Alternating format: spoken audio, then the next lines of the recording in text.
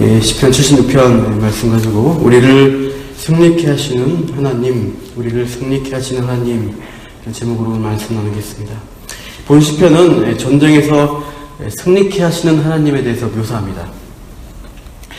전쟁의 승리를 통해 심판과 구원을 행하시는 하나님을 노래하며 마땅히 경외해야 할 대상이신 하나님을 경배하라, 그렇게 마무리가 되고 있어요. 이 시편의 구체적인 시대의 배경을 찾자면 이 히브리어로 된 구약성경을 헬라어로 번역한 70인경이라는 성경이 있습니다. 예수님 시대 전에 만들어진 번역된 성경인데 그 표제가 이렇게 되어 있습니다. 76편의 표제를 아수리인에 대한 노래라고 붙이고 있습니다. 즉 76편 시편의 배경은 예루살렘을 위협했던 아수르 왕 사느립의 군대가 서들어왔다가 하룻밤새 18만 5천 명 그 군대가 송장이 되었다는 그 사건과 연관이 있다는 거예요. 그 배경을 생각하고 이 시편을 읽으면 구체적인 상황들이 이해가 되실 겁니다. 이제 보시면 문단의 구조를 이렇게 나눌 수 있습니다. 1절에서 3절은 시온에 임재하시는 하나님을 노래합니다. 그리고 4절에서 9절은 심판과 구원을 행하시는 하나님을 찬양합니다. 그래서 마지막 10절에서 12절은 찬양과 경배의 대상이신 하나님을 고백하고 있습니다. 먼저 1절에서 3절은 시온에 임재하신 하나님이죠. 1절에 보시면 하나님이 유다와 이스라엘에 알려지셨다라고 합니다. 알려지셨다, 즉 유명해지셨다, 또는 높임을 받으셨다라고 노래하고 있습니다. 그렇게 노래한 이유가 2절과 3절에 나오고 있습니다. 2절 보시면 하나님의 임재를 고백합니다. 그의 장막은 살렘에 있으며, 살렘은 예루살렘의 준말입니다. 그의 초선은 시온에 있도다.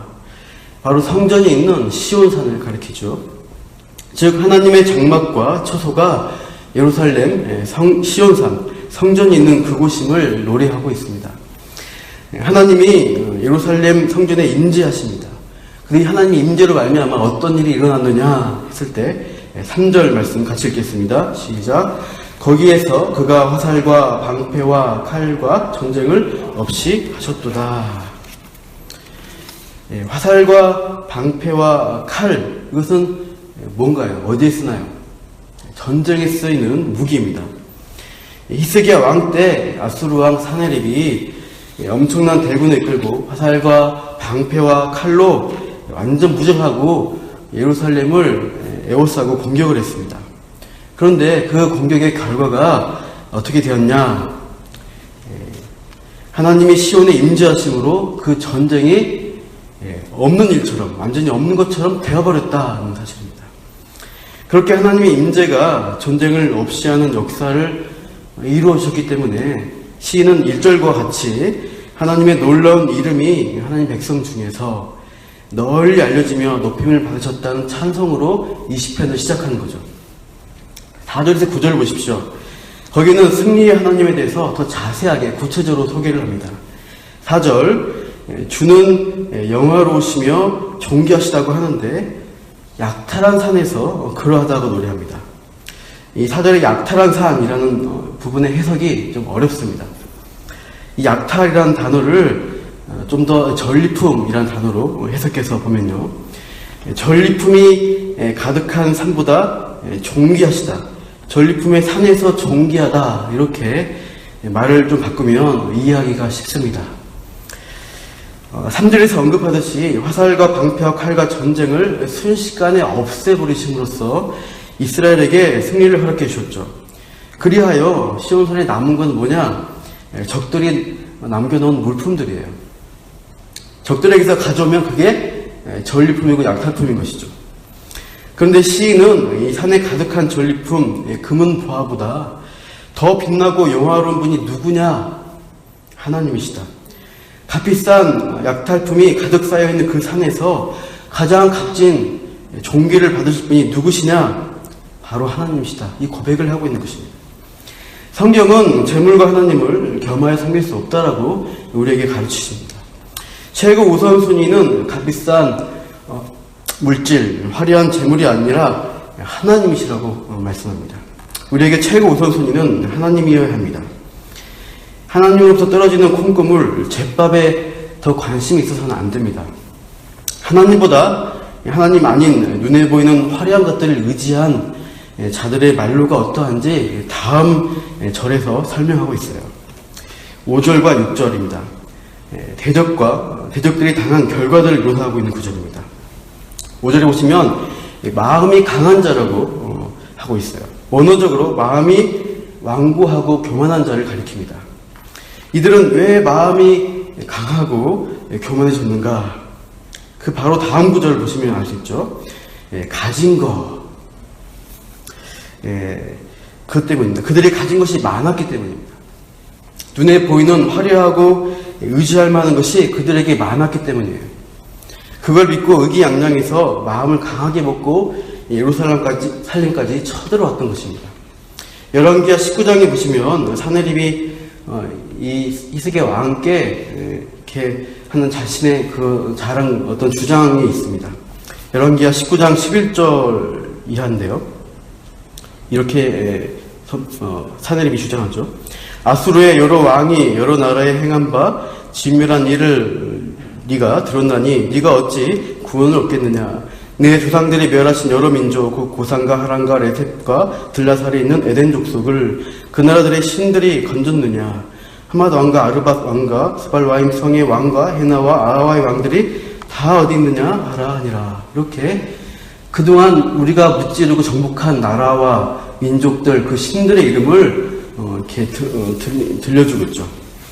이렇게 사내립은 자신이 승리한 경험, 자기가 소유한 군대, 그 재물을 믿고 마음을 강하게 하고 교만한 마음으로 하나님과 하나님 백성을 대적한 것이에요. 그런데 그 결과는 무엇인가? 5절 보듯이 마음이 강한 자도 가진 것을 빼앗기고 잠에 빠질 것이며 자기가 의지하고 마음을 강하게 해줬던 것들을 다 빼앗겨 버렸습니다. 그리고 잠에 빠졌다는 표현은 6절에도 나오고 있습니다. 병거와 말이 다 깊이 잠들었다고 하죠. 이 잠은 무슨 잠일까요? 곧 죽음의 잠입니다. 사람이 깊은 잠에 빠지면 일어나서 움직일 수가 없게 되잖아요. 그런 것처럼 하룻밤새 모든 군대와 마병이 움직일 수가 없게 되어버린 일이 일어났죠. 열왕기하 19장 35절 읽어드립니다. 이 밤에 여호와의 사자가 나와서 아수르 진영에서 군사 18만 5천 명을 친지라. 아침에 일찍이 일어나 보니 다 송장이 되었더라. 자기가 가진 것을 믿고 이렇게 막 설치다가 이 아수르 왕은 꼼짝없이 망하게 된 것입니다. 5절 하반절에 보시면 장사들도 모두 그들에게 도움을 줄 손을 만날 수 없도다라고 합니다. 이 번역이 조금 어렵습니다. 개역 한글이 옛날 성경이 더 쉬운데요. 장사는 자기 손을 놀리지 못하도다 이렇게 되어 있어요. 영어 ESV 번역은 이렇게 되어 있어요. 모든 전사들은 그들의 손을 쓸 수 없게 되었다. 그러니까 힘세고 용감한 장수들이 아수르 군인들이 있는데 전혀 손을 쓸 틈도 없이 하룻밤새 다 전멸해버렸다는 표현입니다. 그래서 7절을 보시면 이렇게도 이제 합니다. 주께서는 경외받을 이시니 다 심판하시고 하나님이 어떤 분이냐? 오직 경외받을 분이시다 표현하는데 이 7절도 좀 번역이 조금 미흡한 부분이 있어서 원어적인 부분을 더 추가해서 설명하면요. 새 번역 성경은 이렇게 되어 있더라고요. 주님, 7절입니다. 주님은 두려우신 분. 주님께서 한번 진노하시면 누가 감히 주님 앞에 설 수 있겠습니까? 이렇게 주님이라는 말을 많이 부르고 있어요. 원어 성경을 좀 참고해 보니까, 원어 번역된 주석들 보니까, 이 처음에 시작한 주님 대부분이 2인칭 대명사인 당신이라는 표현입니다. 그래서 번역을 잘 안 하기도 하는데, 이렇게 뜻을 잘 나타내지 않는데, 구태여서 2번이나 했다는 것이죠. 그러니까, 원어로 보시면 당신은 참으로 두려우신 분입니다. 주님께서 한번 진노하시면 누가 감히 주님 앞에 설 수 있겠습니까? 이런 문장이에요. 그러니까 이 7절은 오직 주님이신 하나님이 강조가 되는 구절이에요. 그분은 어떤 분이냐? 오직 경외하실 분, 두려우신 분, 그 하나님을 높이는 말씀입니다. 하나님의 심판과 진노를 아무도 감당할 수 없는데 그렇게 경외받으실 대상이신 분이 우리 하나님이시다. 그래서 알라는 표현입니다. 그 다음 8절, 9절은 이 7절의 의미를 더욱 강조한 표현입니다. 하나님은 어떤 분이시죠? 8절에 보시면 하늘에서 판결을 선포하신 분이세요. 그래서 온 세상의 주권자심을 묘사하고 있습니다. 하늘에서 선포하니까 땅에서는 어떻게 반응합니까? 땅은 두려워하고 잠잠하게 되어버립니다. 실제로 땅에서 포악한 이 아수리인들이 온유한 하나님 백성, 시온 백성을 공격했죠. 그때 하나님이 하늘에서 심판을 선포하신 거죠. 히스기야 왕의 기도를 듣고. 이제 아수르 군대는 어떻게 되었습니까? 하룻밤새 그 많은 군대가 다 잠잠하게 되어버렸습니다. 말없는 송장이 되어버리는 심판을 받았죠. 우리 9절 같이 읽어보죠. 9절 시작. 곧 하나님이 땅의 모든 온유한 자를 구원하시려고 심판하러 하신 때로다. 악인들에 대한 하나님의 심판은 하나님의 백성에게 어떤 의미가 되느냐? 땅에 포악한 악인들은 심판받아 멸망합니다.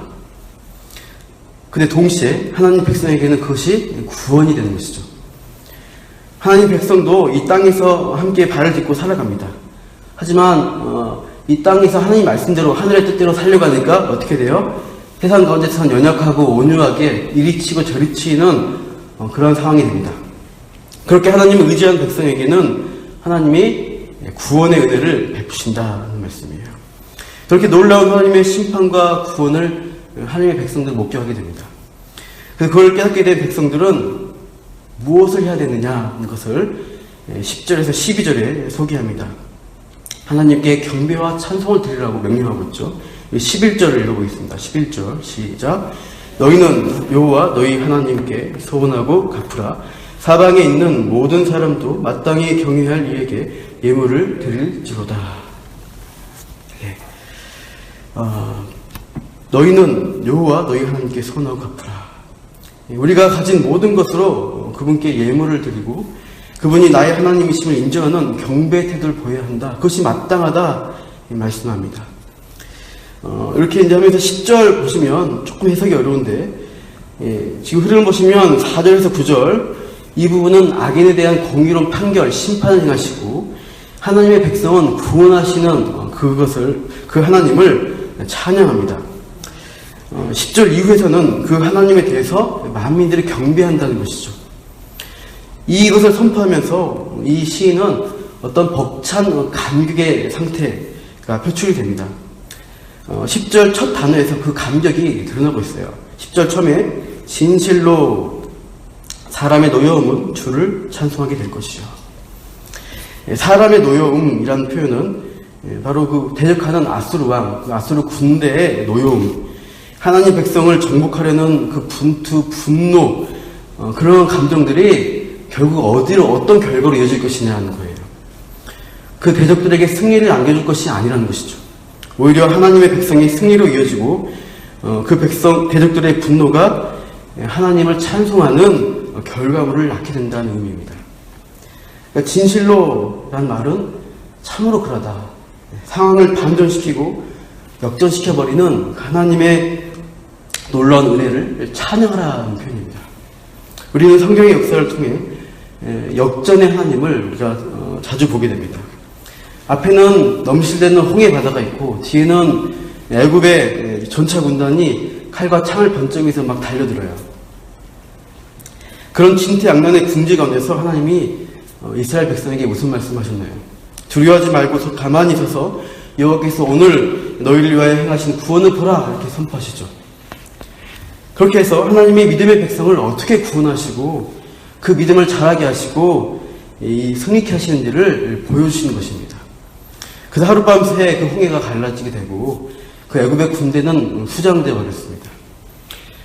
또한 상대가 안 되는 다윗과 골리앗의 싸움, 거기서 어떻게 하셔요? 다윗의 믿음을 보시고 물맷돌로 골리앗을 이기게 하셨습니다. 우리는 외적인 것으로 승부를 저울질한 자가 아닙니다. 오직 믿음으로 온 세상의 주관자신 하나님을 신뢰함으로 승리를 누리는 자입니다. 지금 대한민국이 요동치고 혼란이 많습니다.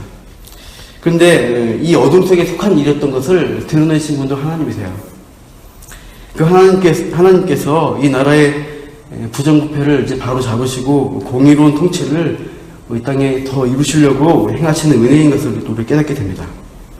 당장은 혼돈이 있고 또 잘못되면 더 이상한 사람이 정권 잡을 수도 있고 하는 위험이 있죠. 그러나 교회와 성도들은 그래서 더 힘든 과정을 겪는다 할지라도 역사의 큰 줄기, 하나님의 큰 관점을 바라보면 어떻게 됩니까? 하나님의 나라와 백성들을 붙드시고 반드시 승리케 하실 것이다. 그것을 믿게 됩니다. 그러므로 성도에게는 어두울 때에도 소망이 있는 것입니다. 대적들의 그 남은 노여움은 어떻게 됩니까? 금해진다라고 말씀했습니다. 10절 보시면요. 심판의 때가 되면은 대적들은 이미 다 심판을 받아서 더 이상 하나님과 하나님 백성에게 그들의 분노를 표출할 수 없게 됩니다. 12절 보시면 하나님은 지금 현실에서 여전히 떵떵거리는 세상의 고관들, 세상의 왕들의 길을 반드시 꺾어버리실 것입니다. 그리고 그들에게 두려움과 경외할 대상으로 자신을 드러내실 거예요. 그러한 찬송과 경배를 받으실 하나님, 그 하나님 믿고 의지하는 우리 모든 성도님들 되시기를 축원합니다. 그렇게 매일매일 생활하시기를 또 함께 우리가 구하면서 기도하기를 바랍니다. 자, 기도하겠습니다. 승리의 하나님이신 승리의 하나님이 우리의 주님이신 것을 감사드립니다.